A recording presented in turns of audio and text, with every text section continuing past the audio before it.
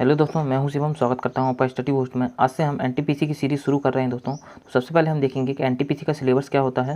देखिए दोस्तों, यदि हम एनटीपीसी के सिलेबस की बात करें तो देखिए मैथ से क्वेश्चन पूछे जाएंगे आपसे, रीजनिंग से क्वेश्चन पूछे जाएंगे, जनरल नॉलेज से क्वेश्चन पूछे जाएंगे, जनरल साइंस से क्वेश्चन पूछे जाएंगे और करंट अफेयर से क्वेश्चन पूछे जाएंगे।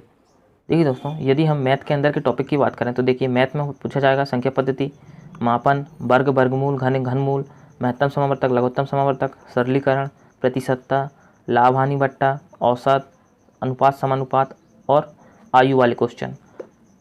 इसी तरह मिश्रण, साधारण ब्याज एवं चक्रवृद्धि ब्याज, कार्य और समय, नल और टंकी, चाल समय दूरी, ज्यामिति, क्षेत्रमिति, बीजगणित, त्रिकोणमिति, सांख्य और आंकड़ों का विश्लेषण, ये सभी टॉपिक मैथ के अंतर्गत आएंगे एनटीपीसी के सिलेबस में। देखिए दोस्तों, जो मैथ का पहला टॉपिक है वो है नंबर सिस्टम, संख्या पद्धति। ये इसका पार्ट 1 है। इस पार्ट में हम देखेंगे संख्याओं के प्रकार, टाइप ऑफ नंबर, कि नंबर कितने प्रकार के होते हैं। तो देखिए संख्या पद्धति, वास्तविक संख्याएं क्या होती हैं दोस्तों। वास्तविक संख्या मतलब फेस वैल्यू, किसी भी संख्या का वह मान जो कभी नहीं बदलता, चाहे वह संख्या किसी भी स्थान पर क्यों ना हो, उस संख्या का वास्तविक मान या जाति मान कहलाता है। वास्तविक मान क्या होता है दोस्तों, जिस भी संख्या का वास्तविक मान पूछा जाता है वही संख्या उसका वास्तविक मान कहलाता है। यदि बात करें कि 4 का वास्तविक मान क्या होगा, तो 4 का वास्तविक मान 4 ही होगा। मतलब जिस संख्या का वास्तविक मान पूछा जा रहा है वही संख्या उसका वास्तविक मान कहलाता है, चाहे संख्या किसी भी स्थान पर क्यों ना हो। यदि पूछा जाए कि 9 का वास्तविक मान क्या होगा दोस्तों, तो 9 का वास्तविक मान जो रहेगा वो 9 ही रहेगा, चाहे 9 किसी भी स्थान पर क्यों ना हो। इसी तरह 5 का वास्तविक मान 5 रहेगा, चाहे 5 किसी भी स्थान पर क्यों ना हो। इसे ही फेस वैल्यू कहा जाता है। जिस नंबर के बारे में पूछा जाता है वही उस संख्या का वास्तविक मान कहलाता है। यदि पूछा जाता है कि 2 का वास्तविक मान क्या होगा, तो देखिए 2 का वास्तविक मान 2 ही होगा, चाहे 2 किसी भी स्थान पर क्यों ना हो। तो इसे ही वास्तविक मान, फेस वैल्यू या जाति मान कहते हैं। देखिए स्थानीय मान किसे कहते हैं, प्लेस वैल्यू। किसी भी संख्या में अंक का वह मान जो उसकी विशेष स्थिति के अनुसार बदलता रहता है, उस अंक का स्थानीय मान कहलाता है। जैसे कि किसी संख्या में इकाई, दहाई, सैकड़ा, हजार, 10,000 आदि। तो देखिए आपके सामने एक नंबर लिखा हुआ है 39,564। तो हम देखेंगे हर एक संख्या का स्थानीय मान क्या होगा। तो देखिए 4 का जो स्थानीय मान रहेगा दोस्तों वो 4 रहेगा, क्योंकि 4 जो है इकाई अंक पोजीशन पर है। इसी तरह 6 का जो स्थानीय मान रहेगा दोस्तों वो 60 हो जाएगा। 6 लिखेंगे और उसके बाद जितनी संख्या रहेंगी उतने शून्य इसमें लगा देंगे, तो ये दहाई पोजीशन पर है। इसी तरह यदि 5 के स्थानीय मान की बात करें तो देखिए 5 लिखेंगे और 5 के बाद 2 नंबर हैं तो 2 शून्य ऐड कर देंगे, तो 5 का स्थानीय मान कितना हो जाएगा दोस्तों, 500 हो जाएगा। ये सैकड़े की पोजीशन पर है। इसी तरह 9 का स्थानीय मान दोस्तों 9 लिखेंगे और उसके बाद देखिए कितनी संख्याएं, 1, 2, 3, 3 संख्याएं हैं तो 3 शून्य लगा देंगे, तो 9 का स्थानीय मान क्या होगा दोस्तों, 9000 होगा। ये हज़ार की पोजीशन पर है। तो इस तरह पढ़ते हैं इकाई, दहाई, सैकड़ा, हज़ार, 10,000। इसी तरह 3 का स्थानीय मान दोस्तों 3 लिखेंगे और 3 के बाद देखिए कितनी संख्याएं, 1, 2, 3, 4, तो इसमें 4 शून्य लगा देंगे। तो जो 3 का स्थानीय मान होगा दोस्तों वो 30,000 हो जाएगा। ये 10,000 पोजीशन पर होगा। तो इस तरह किसी भी संख्या का स्थानीय मान हम निकाल सकते हैं। उस जिस संख्या का हमसे स्थानीय मान पूछा जा रहा है दोस्तों उस संख्या को लिखेंगे और उसके बाद जितनी संख्या है उतने शून्य उसमें लिख देंगे। देखिए दोस्तों संख्याओं के प्रकार, संख्या पद्धति के अनुसार संख्याओं को निम्न प्रकारों में वर्गीकृत किया गया है। प्राकृतिक संख्याएं, नेचुरल नंबर क्या होते हैं दोस्तों, वे संख्याएं जो वस्तु की गणना करने में प्रयुक्त की जाती हैं प्राकृतिक संख्याएं कहलाती हैं। तो देखिए प्राकृतिक संख्या क्या होती हैं दोस्तों, जब हम किसी वस्तु की गिनती करते हैं तो उस वस्तु की गिनती हम 1 से शुरू करते हैं, 1, 2, 3, 4, 5, इसी तरह हम गिनती करते जाते हैं। तो प्राकृतिक संख्याएं जो होती हैं दोस्तों वो 1 से शुरू होती हैं और इन्फिनाइट तक चलती हैं, अनंत तक चलती हैं। तो जो प्राकृतिक संख्याएं रहती हैं दोस्तों वो 1 से शुरू होती हैं। यदि बात करें कि सबसे छोटी प्राकृतिक संख्या क्या होगी दोस्तों, तो सबसे छोटी प्राकृतिक संख्या 1 होगी। ये आपको याद रखना है। देखिए पूर्ण संख्याएं, होल नंबर क्या होते हैं।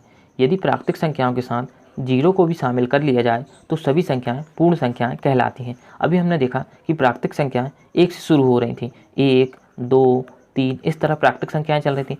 जब हम प्राकृतिक संख्याओं के आगे 0 को सम्मिलित कर लें तो ये जो सभी संख्याएं हैं ये पूर्ण संख्याएं कहलाती हैं। तो देखिए पूर्ण संख्याएं जो हैं 0 से स्टार्ट होती हैं, 0, 1, 2, 3, 4, 5, या हम कहें कि प्राकृतिक संख्याओं के आगे हम यदि 0 को सम्मिलित कर लें तो सभी संख्याएं पूर्ण संख्याएं कहलाती हैं और ये भी इन्फिनाइट तक चलती हैं। देखिए आपसे क्वेश्चन पूछा जा सकता है दोस्तों कि 0 क्या है। 0 एक पूर्ण संख्या है, ये आपको याद रखना है। और यदि पूछा जाए कि सबसे छोटी प्राकृतिक संख्या क्या है, तो सबसे छोटी प्राकृतिक संख्या क्या है दोस्तों, 1 है और 0 एक पूर्ण संख्या है। ये आपको दोनों बातें याद रखनी है दोस्तों।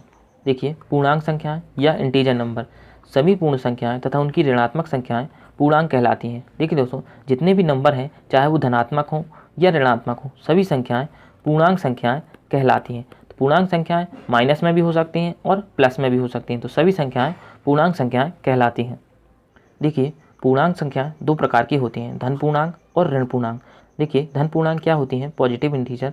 सभी प्राकृतिक संख्याएं धन पूर्णांक कहलाती हैं। प्राकृतिक संख्याएं हम जानते हैं कि 1 से शुरू होती हैं। हम कह सकते हैं कि सभी धनात्मक संख्याएं जो 1 से शुरू होती हैं धन पूर्णांक कहलाती हैं, पॉजिटिव इंटीजर कहलाती हैं। इसी तरह यदि बात करें ऋण पूर्णांक की, नेगेटिव इंटीजर, तो सभी ऋणात्मक संख्याएं ऋण पूर्णांक कहलाती हैं। जितनी भी नेगेटिव संख्याएं होती हैं वो सभी संख्याएं ऋण पूर्णांक कहलाती हैं। देखिए दोस्तों, यदि हम जीरो की बात करें तो जीरो देखिए ना ही धन पूर्णांक है और ना ही ऋण पूर्णांक है। जीरो एक पूर्ण संख्या है, आपको यह याद रखना है। जीरो ना तो धन पूर्णांक में आता है और ना ही ऋण पूर्णांक में आता है। जीरो एक पूर्ण संख्या है और सभी प्राकृतिक संख्याएं जो 1 से शुरू होती हैं धन पूर्णांक कहलाती हैं और सभी ऋणात्मक संख्याएं ऋण पूर्णांक कहलाती हैं। जीरो संख्या को ना ही धन पूर्णांक कहा गया है और ना ही ऋण पूर्णांक कहा गया है, ये आपको याद रखना है दोस्तों। देखिए परिमेय संख्या क्या होती है दोस्तों, परिमेय संख्या रेशनल नंबर, वे संख्याएं जिन्हें हम a/b के रूप में लिख सकते हैं, वे सभी संख्याएं परिमेय संख्या कहलाती हैं। परिमेय संख्या वे होती हैं दोस्तों जिसे हम भिन्न के रूप में लिख सकते हैं, मतलब a/b के रूप में हम लिख सकते हैं, वे सभी संख्याएं परिमेय संख्या कहलाती हैं। जैसे कि उदाहरण लिखा हुआ है 22/7, 22/7 एक परिमेय संख्या है। इसी तरह 2/3 भी एक परिमेय संख्या है, 4/5 परिमेय संख्या है और 5/11 भी एक परिमेय संख्या है। तो देखिए परिमेय संख्या के अंतर्गत दो प्रकार की संख्याएं होती हैं, रिपीटिंग नंबर और दूसरा होता है टर्मिनेटिंग नंबर। तो देखिए दोस्तों, रिपीटिंग और टर्मिनेटिंग क्या होता है, यदि हम 2/3 की बात करें तो देखिए यदि हम 2 में 3 का भाग दें तो क्या आएगा दोस्तों, 0.666, मतलब 6 का जो रिपीटेशन है वो बार बार होगा, तो ये एक रिपीटिंग नंबर हो जाएगा दोस्तों। अब यदि हम इसे सॉल्व करना चाहें, देखिए 6 को हम जब 6 जो है बार बार रिपीट हो रहा है तो हम इसमें बार का चिन्ह लगा देंगे दोस्तों। अब यदि हम इस बार के चिन्ह को हटाना चाहें तो दोस्तों तो इसे किस तरह हटाते हैं, सबसे पहले जिस संख्या के ऊपर बार का चिन्ह लगा रहता है उसे लिखेंगे और जितनी संख्या के ऊपर बार का चिन्ह लगा रहेगा दोस्तों उतने ही 9 हम नीचे लिख देंगे। तो देखिए एक संख्या के ऊपर बार का चिन्ह था तो हमने 9 लिख दिया। इसी तरह यदि हम इसे सॉल्व करेंगे दोस्तों तो क्या आएगा, 2/3, ये कटेगा, 3 से 3 दूनी 6 और 3 तिरका 9, तो देखिए 2/3 पुनः आ गया। तो यह 2/3 जो है एक परिमेय संख्या है जो रिपीटिंग नंबर के अंतर्गत आता है। अब यदि हम टर्मिनेटिंग संख्या की बात करें तो देखिए 4/5 लिखा हुआ है दोस्तों, 4/5 में जब हम 4 में 5 का भाग देंगे तो क्या आएगा दोस्तों, 0.8 आ जाएगा। तो देखिए ये यहाँ टर्मिनेट हो गई, इसके बाद कोई नंबर नहीं आ रहा है। देखिए दोस्तों, रिपीटिंग संख्या क्या हो रही है, जिसमें किसी अंक का बार बार रिपीटेशन हो रहा है, और टर्मिनेटिंग में क्या होता है दोस्तों कि उसमें किसी भी संख्या का रिपीटेशन नहीं होता है। देखिए इसी तरह यदि हम 5/11 की बात करें तो देखिए 5/11 में जब हम 11 का भाग 5 में देंगे तो देखिए 11 का भाग 5 में नहीं जाएगा तो हम लगाएंगे दशमलव और यहाँ हो जाएगा 1 शून्य, तो 11 चौको 44 4 बार जाएगा, यहाँ बचेगा 6 और ये शून्य ऐड हो जाएगा। तो अब देखिए 11 का भाग जब हम 60 में देंगे तो ये 5 बार कैंसिल होगा, यहाँ आ जाएगा 5, तो यहाँ बचेगा 5, फिर यही प्रोसेस चलती रहेगी तो फिर आ जाएगा 4 और 5। इस तरह जो रिपीटेशन है दोस्तों वो चलता रहेगा 4 5 का। अब देखिए यहाँ 2 अंकों का रिपीटेशन हो रहा है, 4 5 4 5 4 5, तो ये जो है एक रिपीटिंग नंबर आ जाएगा। तो देखिए इसे रिपीटिंग नंबर को हम यदि इस तरह भी लिख सकते हैं, 4/5 और ये बार का चिन्ह। अब यदि हम इस बार के चिन्ह को हटाएंगे तो हम लिखेंगे सबसे पहले 45, जिस संख्या के ऊपर बार का चिन्ह लगा हुआ है, और जितनी संख्याओं के ऊपर बार का चिन्ह लगा हुआ है उतने ही 9 हम नीचे लिख देंगे। तो देखिए 2 9 हमने लिख चुके हैं कि अब इसे हम यदि 9 से कैंसिल करें तो 9 पे 45 आ जाएगा और 9 11 नाम 99। तो देखिए 5/11 पुनः संख्या आ गई। तो जो परिमेय संख्या रहती हैं दोस्तों वो रिपीटिंग भी होती हैं और टर्मिनेटिंग भी होती हैं। अब देखिए दोस्तों, यदि आपसे पूछा जाए कि परिमेय संख्या कैसे निकालते हैं तो देखिए परिमेय संख्या के निकालने का जो सूत्र होता है दोस्तों a(k+b)(k+1). तो देखिए दोस्तों k जो रहता है k बराबर होता है 1 2 3, ये इस तरह चलते जाता है। आपसे पूछा जाएगा कि a और b के बीच में कितनी परिमेय संख्याएं होंगी, a और b के बीच में कितनी परिमेय संख्याएं होंगी। तो देखिए जितनी भी परिमेय संख्या हो, a की वैल्यू आपको दी गई होगी, b की वैल्यू दी गई होगी, और जितनी भी संख्याएं पूछी जाएंगी उतनी ही वैल्यू हम k की रखते जाएंगे, 1 2 3 4। तो परिमेय संख्या निकालने का जो सूत्र होगा दोस्तों a(k+b)(k+1), k बराबर होगा 1 2 3, इस तरह आगे तक नंबर होंगे। देखिए आपको परिमेय संख्या समझ में आ गई होंगी दोस्तों कि परिमेय संख्या क्या होती हैं। अपरिमेय संख्याएं, इरेशनल नंबर। देखिए वे संख्याएं जिन्हें हम a/b के रूप में नहीं लिख सकते, वे सभी संख्याएं अपरिमेय संख्याएं कहलाती हैं। परिमेय संख्या को हम a/b के रूप में लिख सकते थे, लेकिन अपरिमेय संख्या को हम a/b के रूप में नहीं लिख सकते। देखिए उदाहरण लिखा हुआ है जैसे कि कर्णी 2, कर्णी 3 और कर्णी 5, ये सभी संख्याएं अपरिमेय संख्या हैं। लेकिन देखिए पाई एक अपरिमेय संख्या है, लेकिन पाई के जो मान होते हैं दोस्तों 22/7 और 3.14, ये दोनों संख्याएं परिमेय संख्या के अंतर्गत आती हैं और पाई एक अपरिमेय संख्या है, ये आपको याद रखना है दोस्तों। देखिए अपरिमेय संख्या निकालने का जो सूत्र है दोस्तों वो करनी AB है। जो अपरिमेय संख्या रहेगी दोस्तों वो करनी के अंदर आएगी। आपको A की वैल्यू दी गई होगी और B की वैल्यू दी गई होगी, आपको बताना होगा कि यह अपरिमेय संख्या है या नहीं। अपरिमेय संख्या हमेशा करनी के अंदर आएगी दोस्तों। देखिए सम संख्याएं इवन नंबर क्या होते हैं दोस्तों, तो देखिए कुल 10 अंक होते हैं, 0 1 2 3 4 5 6 7 8 और 9, ये 10 अंक होते हैं जिसमें से 0 2 4 6 8 ये जो 5 अंक हैं ये सम संख्याएं कहलाती हैं और बाकी के जो बचे हुए अंक हैं वो विषम अंक कहलाते हैं। तो देखिए वे सभी संख्याएं जो 2 से पूरी तरह विभाजित हो जाती हैं सम संख्याएं कहलाती हैं।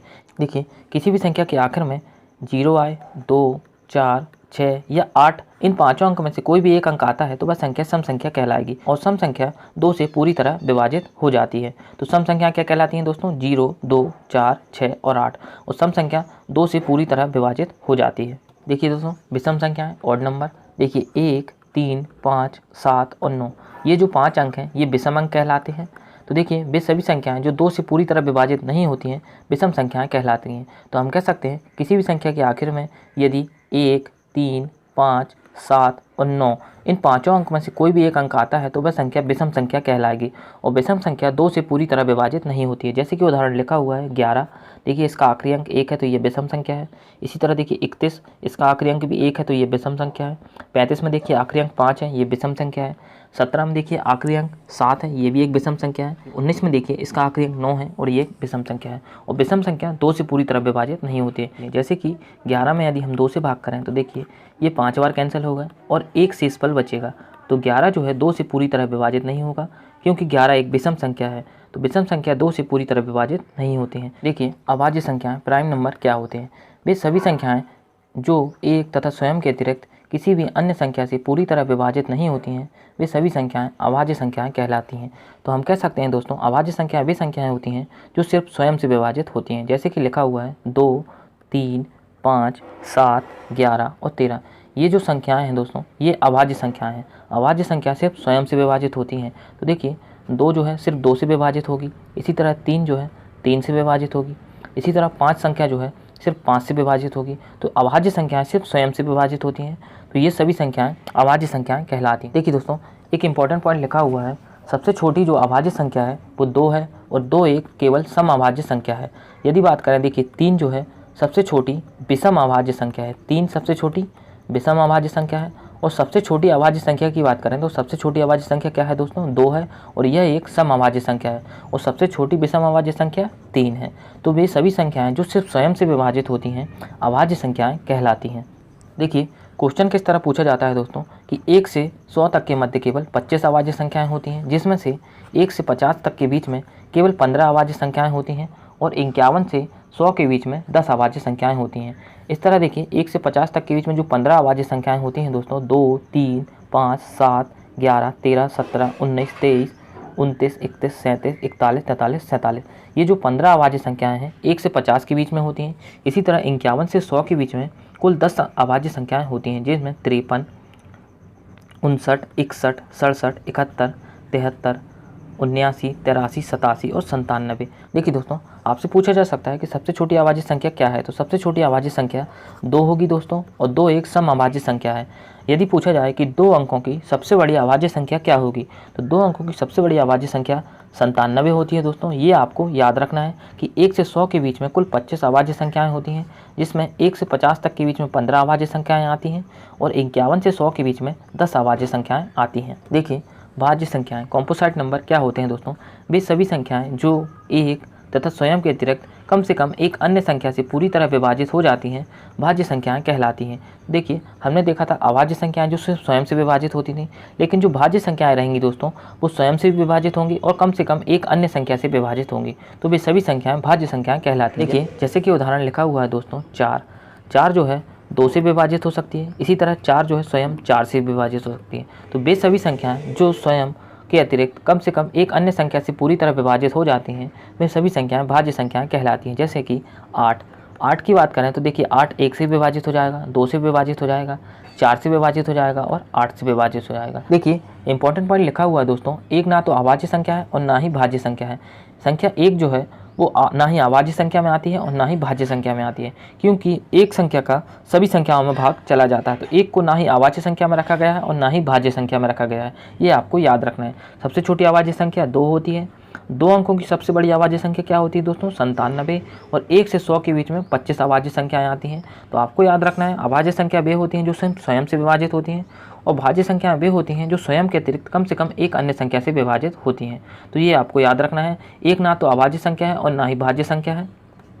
देखिए, सह अभाज्य संख्याएं को प्राइम नंबर किसे कहते हैं? कोई भी दो संख्याएं जिनका महत्तम समवर्तक HCF 1 हो, वे संख्याएं सह अभाज्य संख्याएं कहलाती हैं। इसका मतलब है कोई भी दो संख्या हो, उनका HCF यदि 1 है तो वे संख्याएं सह अभाज्य संख्याएं कहलाती हैं। देखिए, जैसे कि उदाहरण लिखा हुआ है 9 और 2, तो देखिए इनका HCF 1 है दोस्तों, तो ये जो संख्या है सहअभाज्य संख्या। इसी तरह 2 और 7, इनका HCF भी 1 है दोस्तों, तो ये सहअभाज्य संख्या है।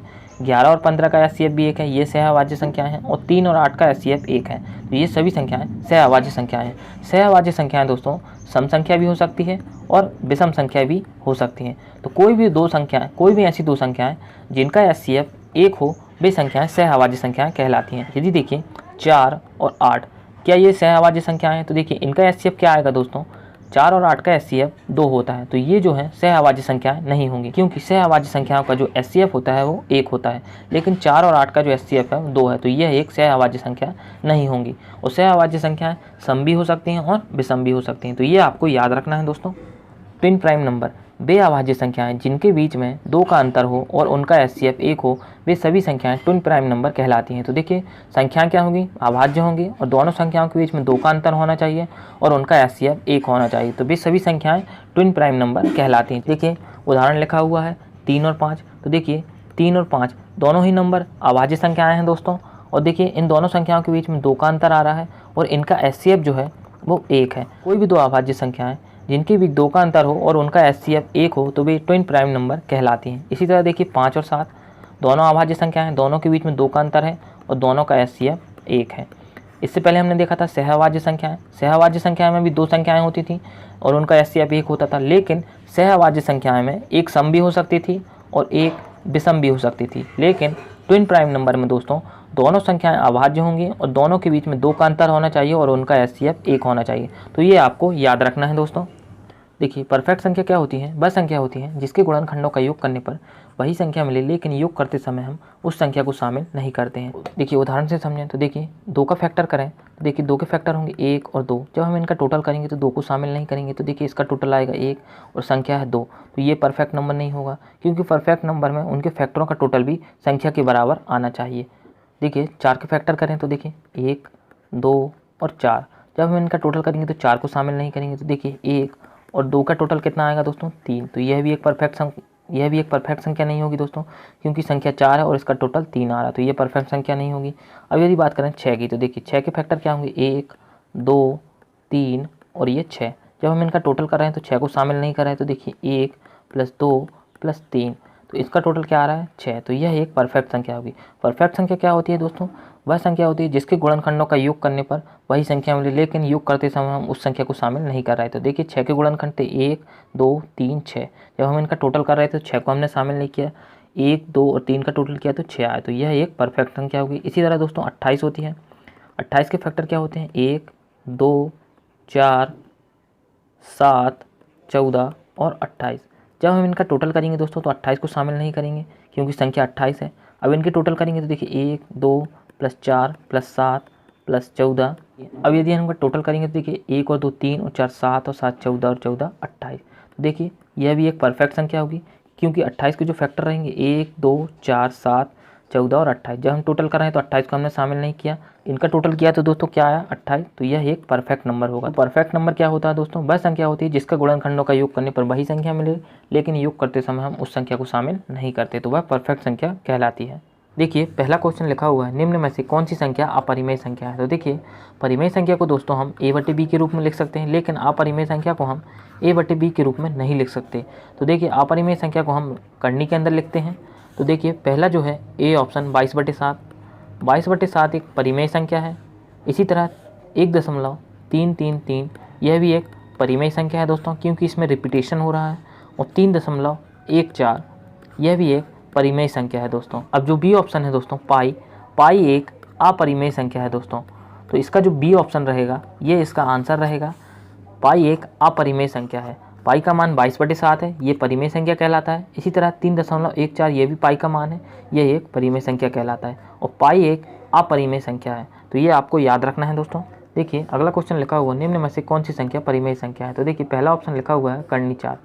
कर्णी 4, 4 के फैक्टर क्या होते हैं दोस्तों? 4 के फैक्टर होते हैं 2 × 2। तो देखिए 4 को हम लिख सकते हैं 2 × 2। तो 4 का जो वर्गमूल होता है दोस्तों वो 2 होता है। तो कर्णी 4 को हम 2 लिख सकते हैं और 2 एक परिमेय संख्या है, क्योंकि परिमेय संख्या को हम a/b के रूप में लिख सकते हैं। तो 2 को हम 2/1 लिख सकते हैं, तो यह एक परिमेय संख्या होगी दोस्तों। कर्णी 3 एक अपरिमेय संख्या है। इसी तरह 2 + कर्णी 3 यह भी एक अपरिमेय संख्या है और 5 कर्णी 3 यह भी एक अपरिमेय संख्या है। तो इसका जो पहला ऑप्शन रहेगा दोस्तों कर्णी 4, यह एक परिमेय संख्या होगी। 4 का वर्गमूल 2 होता है दोस्तों और 2 एक परिमेय संख्या है। अगला क्वेश्चन लिखा हुआ सबसे छोटी अभाज्य संख्या क्या होगी।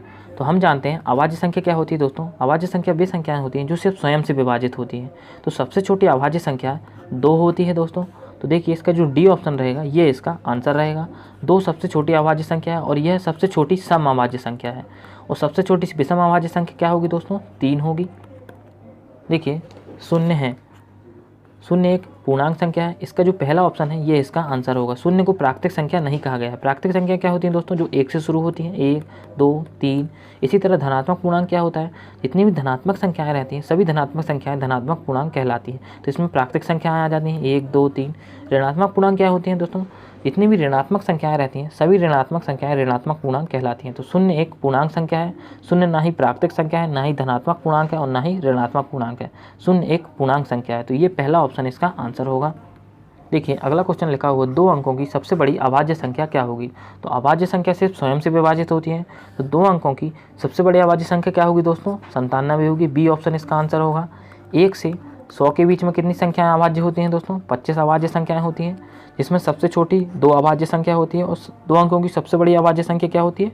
97 होती है। तो 2 अंकों की सबसे बड़ी अभाज्य संख्या 97 है। ये बी ऑप्शन इसका आंसर होगा। देखिए अगला क्वेश्चन लिखा हुआ निम्नलिखित में से कौन सी संख्या भाज्य और अभाज्य दोनों ही नहीं है। तो देखिए 0 जो है दोस्तों पूर्ण संख्या होती है। एक संख्या जो है ना ही भाज्य संख्या में आती है और ना ही अभाज्य संख्या में आती है, क्योंकि भाज्य संख्या स्वयं के अतिरिक्त कम से कम एक अन्य संख्या से विभाजित होती है। इसी तरह अभाज्य संख्या सिर्फ स्वयं से विभाजित होती है। तो एक को ना तो अभाज्य माना गया है और ना ही भाज्य संख्या माना गया है। तो बी ऑप्शन जो रहेगा दोस्तों इसका आंसर रहेगा। देखिए अगला क्वेश्चन है संख्या 32, 90, 75 में 7 के स्थानीय मान और जातीय मान में क्या अंतर होगा। तो देखिए दोस्तों संख्या लिखी हुई 32, 90 और 75, तो हमें स्थानीय मान और जातीय मान के बीच में अंतर बताना है। तो देखिए किसी भी संख्या का स्थानीय मान सबसे पहले लिखेंगे संख्या और उसके बाद जितनी संख्या रहेंगी उतने शून्य लगा देंगे। तो देखिए 7 के बाद एक संख्या थी तो एक शून्य लगा दिया, तो 7 का स्थानीय मान क्या होगा दोस्तों? 70 हो जाएगा। ये इसका स्थानीय मान आ गया। अब हमें निकालना है 7 का जातीय मान। तो जातीय मान क्या होता है दोस्तों? किसी भी संख्या का जातीय मान स्वयं वही संख्या होती है, चाहे संख्या किसी भी स्थान पर क्यों ना हो। तो 7 का जातीय मान क्या होगा दोस्तों? स्वयं 7 होगा। तो 7 का जातीय मान 7 होगा। अब हमें दोनों के बीच का अंतर बताना था। तो देखिए 70 - 7, दोनों के बीच का अंतर क्या होगा दोस्तों? 63। देखिए पहला ऑप्शन इसका आंसर होगा। 7 के स्थानीय मान और जातीय मान के बीच का जो अंतर है वह 63 है। तो ये पहला ऑप्शन इसका आंसर होगा। अगर ये वीडियो आपको पसंद आया हो दोस्तों तो इस वीडियो को लाइक करें, शेयर करें और हमारे चैनल को सब्सक्राइब करें।